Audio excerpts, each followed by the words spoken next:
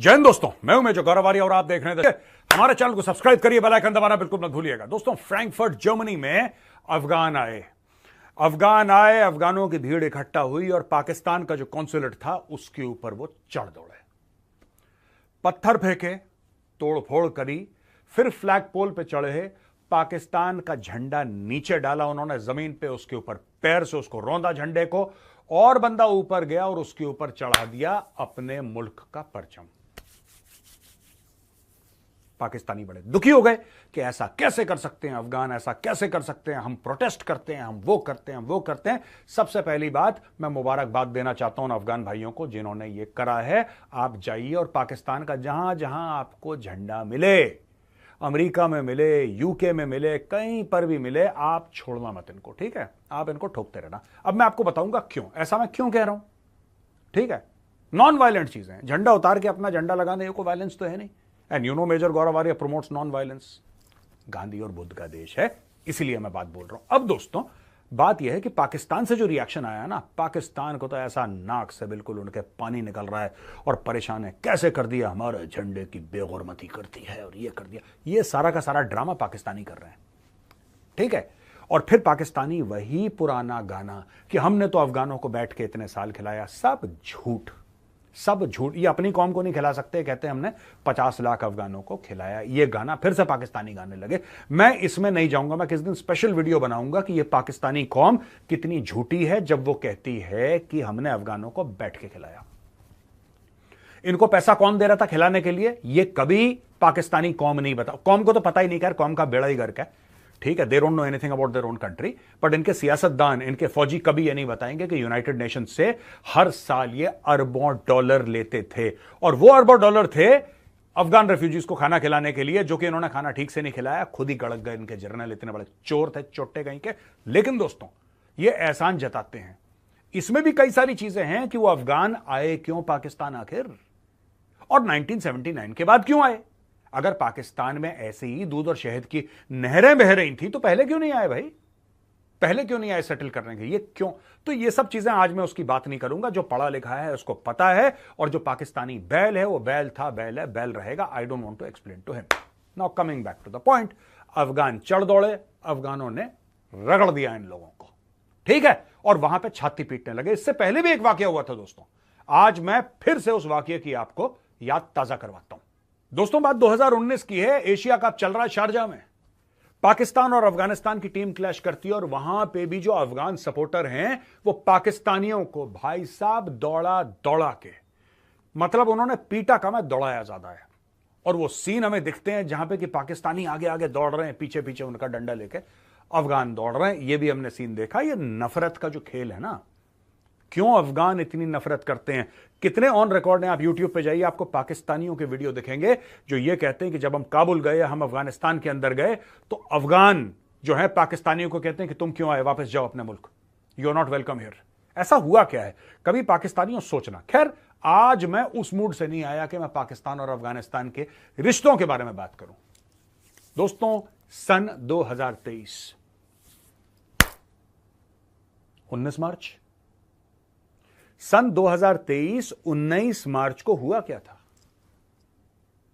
दोस्तों? इस तारीख को जो खालिस्तानी रेडिकल्स थे वो भारत के हाई कमीशन के सामने खड़े हो गए, उन्होंने नारेबाजी करी, और 2-4 बंदे गए, उसमें से एक बंदा ऊपर गया, उसने भारत का झंडा नीचे उतारा, हमारे झंडे की बेगुरमती करी, और उसके बाद खालिस्तान का झंडा चढ़ाया।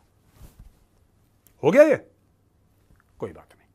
ये एक चैप्टर है, अब इस चैप्टर को हम रैप अप करके कोने में रखते हैं, ठीक है ना? अब हम आपको दूसरी बात बताते हैं।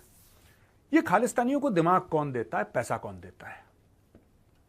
अब मैं आपको इस फिगर हेड के बारे में बताता हूं। दोस्तों, ये फोटोग्राफ है खालिस्तानियों की, ये देखिए, ये उस दिन की फोटोग्राफ है जिस दिन मोदी जी व्हाइट हाउस के अंदर थे और जो बाइडेन से मिलने आए थे। जो and Jill Biden were hosting prime minister Narendra Modi, Khalistani सामने झंडे झुंडे लेकर आए थे।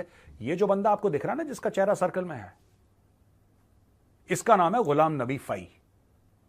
गुलाम नबी फई कौन है, यह भी बहुत बड़ा मैटर है दोस्तों। गुलाम नबी फई ओरिजिनली एक कश्मीरी है जो आज की तारीख में रहता है अमेरिका में।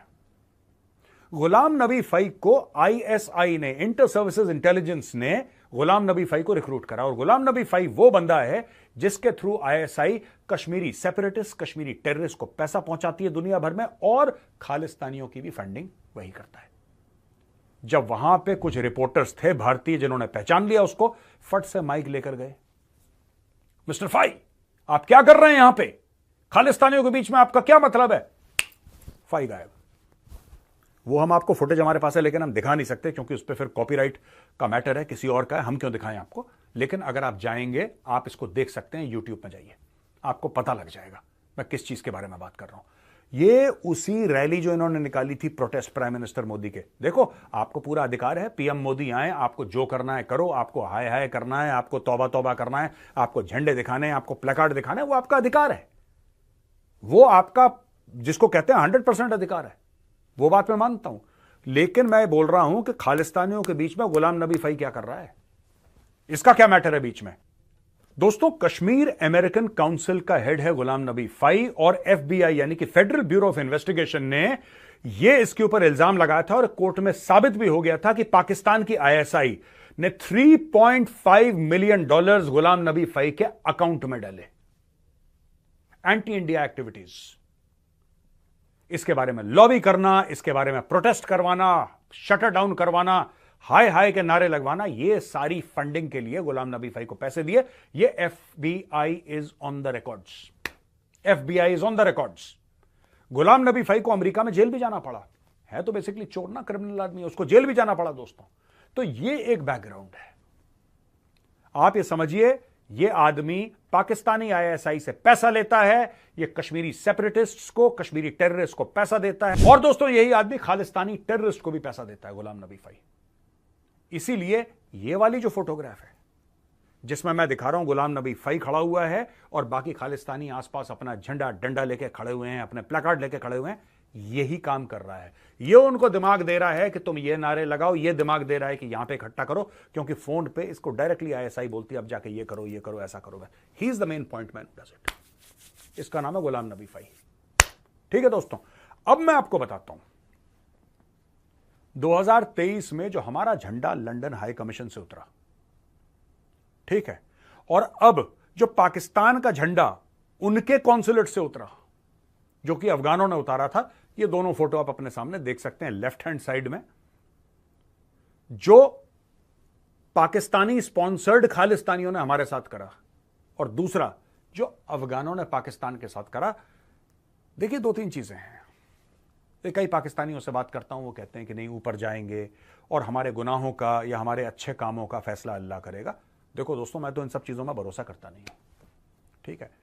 सिर्फ इस्लाम में जन्नत और जहन्नम नहीं होता, हिंदूज भी मानते हैं, हिंदूज भी कहते हैं स्वर्ग और नर्क होता है, हेवन और हेल होता है, क्रिश्चियंस भी मानते हैं। लेकिन मैं एज अ हिंदू मैं नहीं मानता। मैं कहता हूं कि तुम जो गलत करोगे तुम्हें इसी जन्म में उसका हिसाब देना पड़ेगा। अगर तुम किसी का बुरा करोगे, ठीक है, तो ऊपर वाला हिसाब रखता हो ना रखता हो, किस्मत हिसाब रखती है, तुम्हें अभी अड़ंगी पड़ेगी, तुम मुंह के बल गिरोगे।